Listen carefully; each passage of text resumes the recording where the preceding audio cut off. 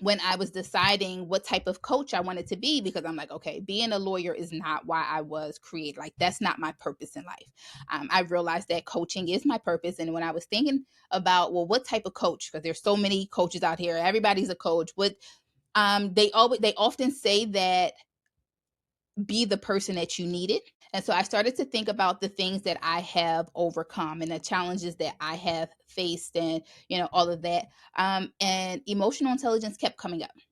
When I was in my coaching certification program, one of the reasons that that first job was especially painful, trying to use my words carefully, choose my words carefully, that was especially, there was a supervisor there that caused a lot of anxiety, right? That relationship, I never felt like I was right. I felt incompetent. I felt like I was walking on eggshells. I started to apply the skills of emotional intelligence, and things got better. I understood him better. I learned how to navigate him a little bit more. I learned how to work with him, so no longer a problem. But then I realized that those same emotions that were coming up with him and that relationship were also coming up in my personal relationships, right? The walking on eggshells, feeling like, I can't do anything right, or feeling like I'm incompetent. And then I had to stop and self reflect. And it wasn't about the supervisor, it wasn't about the job, it wasn't about this person or that person. It was about the meaning that I was attaching to it. That supervisor, he never told me that I was stupid. He never told me that I was incompetent. But I said that that's what he thought of me, because he wrote all over my papers and he gave me a whole bunch of edits. When I really started applying the skills of emotional intelligence, and empathy is about take step into the other person's shoes, whereas I said he must think I'm incompetent because he rewrites everything that I do. When I step into his shoes, he rewrites everything he does that I do, because he thought he was teaching me. Okay. He thought I was helping. That's how he mentors. He didn't know how to make any other changes, because substantively my work was right. He couldn't do anything else but change these sentences that from happy to glad. Right. So it was I said I felt incompetent. I felt incompetent because he was writing all over the thing. He was writing all over the thing because he was trying to help. Right. So I realized it was the meaning that I placed. So I realized that I had to, right, again, my perfectionism.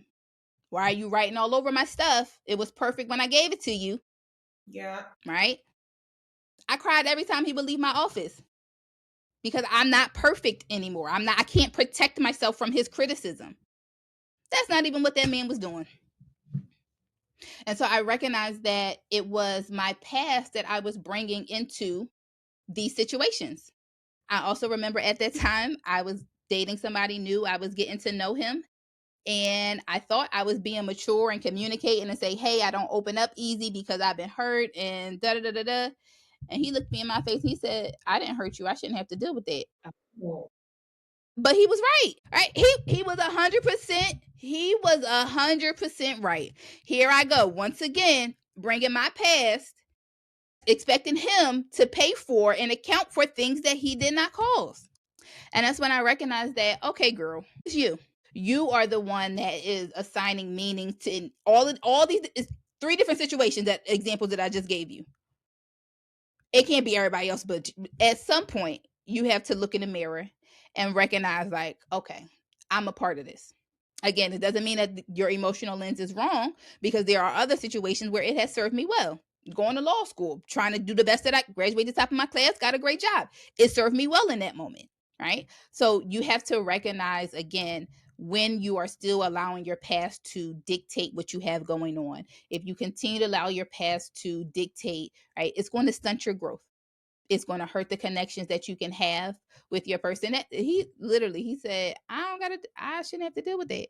Right. But me not opening up would have hurt us, because I wouldn't have given the opportunity to get to know me. I wouldn't have, you know what I mean? Like, so it starts to hurt. And so my why is, I don't want anybody else to have to go through that. Right. It truly makes me sad when I see people, especially women, settle in relationships. And I am all about recognizing the part that you play in this.